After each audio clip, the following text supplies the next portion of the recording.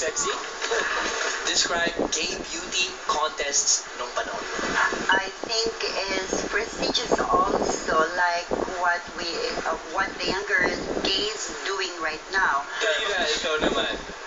Nung time po namin, yung mga gays po na katulad ko, masyado na pong nagiging liberated. Na ini-embrace na po nila yun retoke. That is right, Luis. That is right. Salamat. Correct. Yes. Ikaw naman. Same question. Nowadays naman, yung beauty contest na categorized na into professional and non-professional. Yung professional, yun na yung mga kumpleto na yung mga Kailangan. sa katawan. And Okay. sila na yung mga lagi nang sumasali sa mga beauty pageants. Ladies, thank you very much. Thank you. Okay. Yun o. Yun o.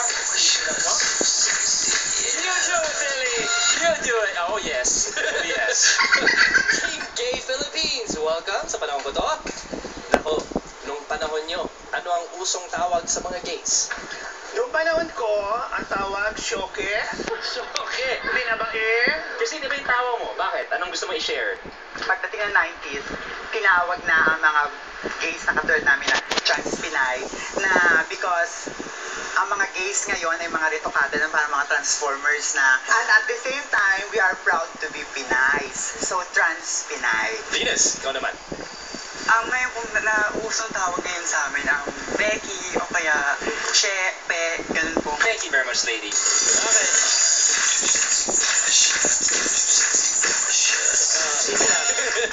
Eto, anong pinakasigat na gay expression nung panahon nyo?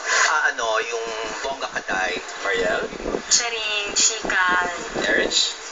Yung sa panahon ko naman ngayon, yung naabutan ko, expression, warla, tsaka, gano'n. Ano yung warla? Ngayon ko lang narinig ang warla.